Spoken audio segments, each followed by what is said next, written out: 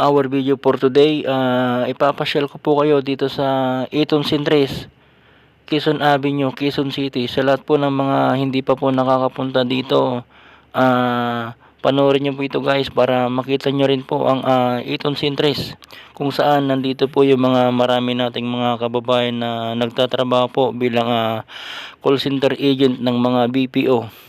Yan po yung mga building po ng Eton. Eton building po yung pangalan ng building po dito guys. At yung lugar naman Centres po yung lugar niya. Kaya tinawag nilang Eton Centres. Yan po.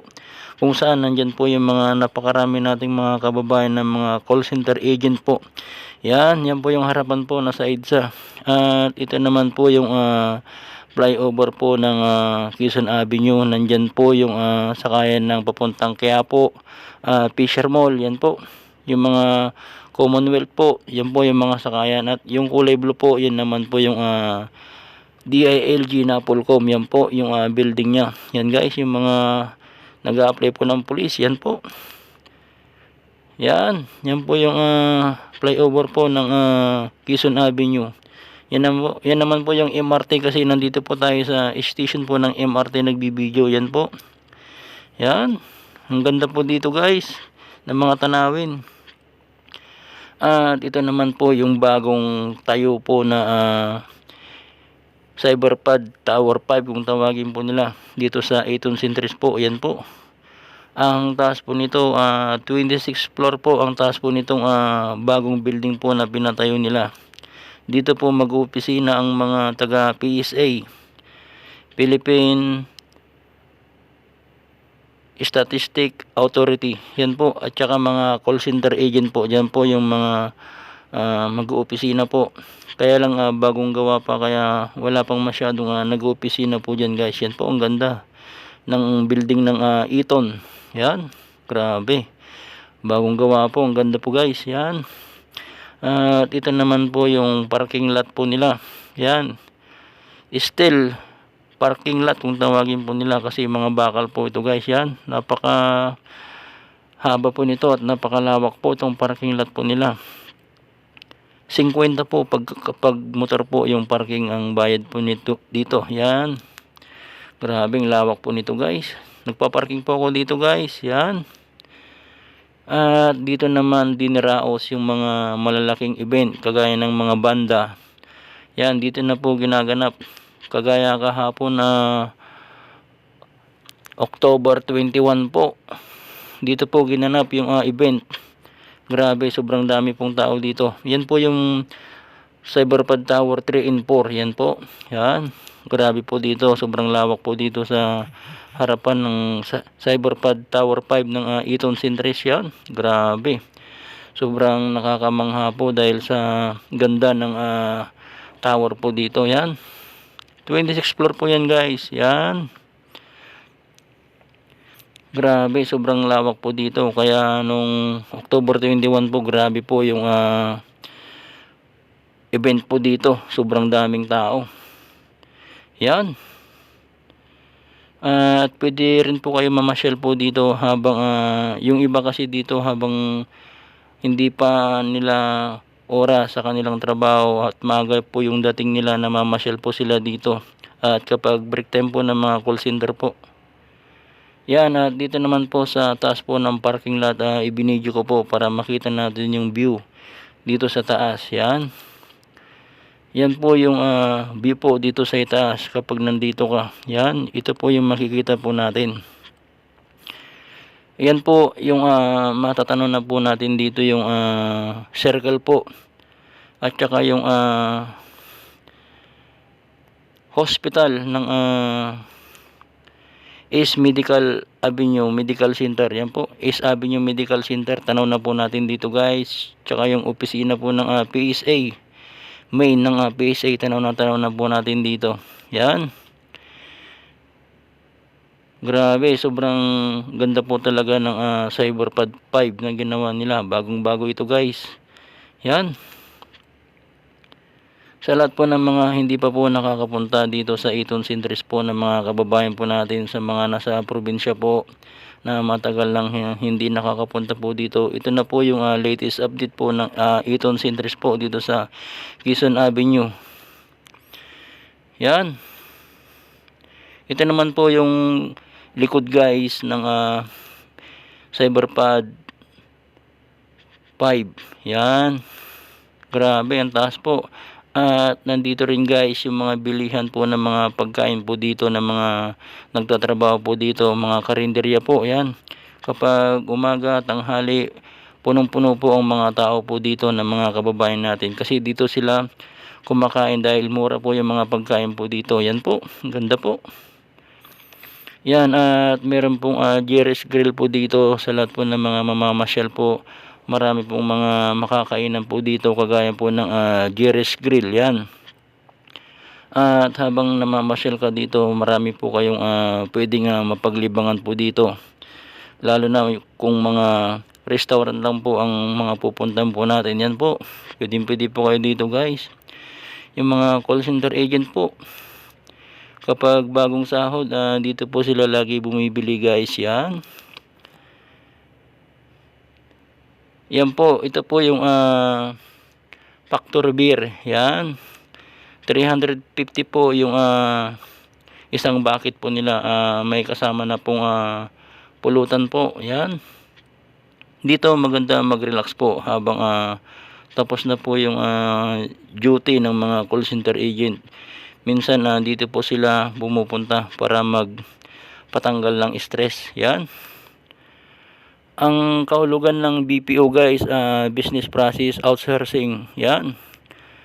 Ang tinuturing na nangungunang bansa pagdating sa BPO ang Pilipinas. Yan. Pilipinas daw guys ang itinuturing na nangungunang bansa pagdating sa BPO. Halos tinalo na daw natin ang bansang India. Simula noong 2011 pa. At kung mapapansin natin na sobrang napakarami ng mga opisina ng mga BPO natin ngayon dito, ang Luzon, Visayas at Mindanao. At ang National Capital Region po, grabe. Ang tataas po ng mga building po dito, pang world class na talaga ang mga building po ng mga BPO. Yan po. At ito naman po yung SM Hypermarket po. Yan. Kapag maaga po kayo, pwede po kayong mamasyal po dito para bumili po. Yan. At naniniwala ang mga foreign investor na mahuhusay mag-English ang mga Pilipino. Karamihan ng mga nag-a-apply ng call center ay graduate ng senior high school po.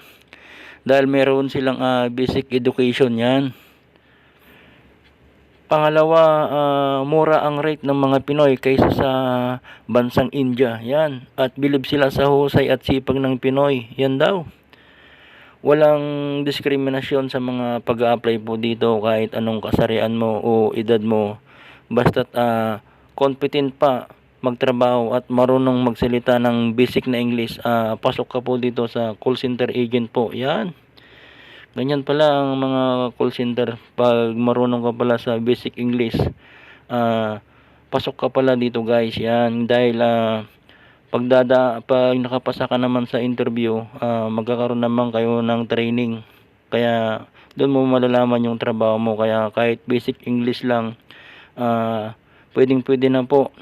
Kasi ang karamihan po na nag-a-apply po dito yung mga senior high school po. Yan, kaya marami pong mga 19 na nagtatrabaho po dito, 20, ganyan, yung mga edad po nila. Yan, dito naman po, idinaraos po yung mga ibang event po nila dito noon, kagaya ng banda. Yan, ito po yung design po nila dito, parang mushroom, yung design po dito. Yan, grabe, ang ganda po dito, tumambay po. Para po sa mga call center agent po na naghahanap po ng kanilang trabaho, nandito po yung pinakamalaking call center po, ang Alorica at yung Concentrix, DXC at marami pang ibang mga call center po dito guys. Kung gusto niyo pong mag-apply, punta lang po kayo dito o kaya online po, email niyo po sa online. Yan po. Dahil karamihan po dito mga senior high school po, yung graduate po, yung mga nag-a-apply po ngayon. Yan.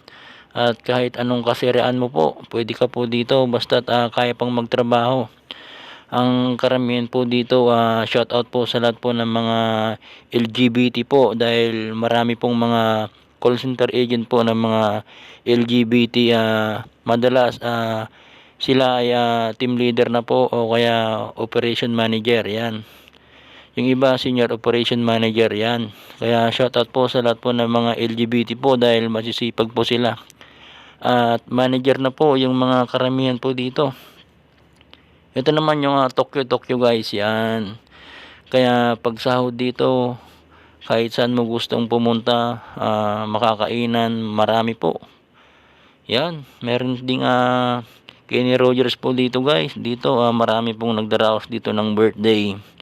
Hindi lamang po yung mga nagtatrabaho po dito, kundi yung mga marami nating mga kababayan na malapit lang po dito. Yan. Ang ganda po ditong pasyalan guys. Yan, marami ka pong makikitang bagay na pwedeng makapagpasaya sa'yo dito sa Eton Centris po. Dahil sobrang lawak po nito guys. Pwede pong pasyalan. Yan po, grabe. Napakarami po nating mga kababayan po dito na namamasyal, lalo na kapag araw po ng Sabado at Linggo. Yan, para mag-relax po. Yan, grabe po. Ang ganda po ng Eton Centris po dito sa Quezon Avenue, Quezon City. Yan naman po yung bus carousel lane po. Yan. Chevrolet po. Yan. Chevrolet po. Nandito pa rin guys. Yung bilihan po ng mga sasakyan. Yan. At ito naman guys yung Papay. Yan. Diyan madalas bumibili yung mga call center po. At ito naman po yung Starbucks po na paborito rin ng mga call center agent po. Yan. Lalo na kapag araw po ng sahod, yan. Dahil kailangan po nila yan para hindi po sila antukin sa kanilang trabaho. Yan, ang dami po pwedeng mabilhan po dito ng mga pagkain po. Yan, grabe.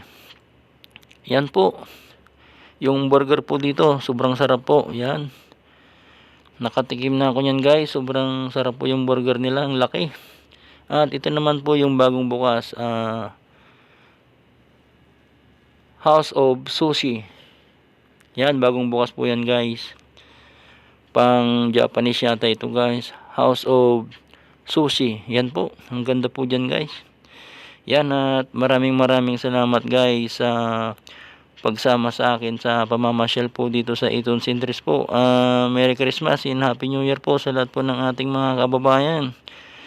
2 buwan na lang na mahigit, Pasko na po. Yan po, maraming salamat po sa panunood at mabuhay Pilipinas.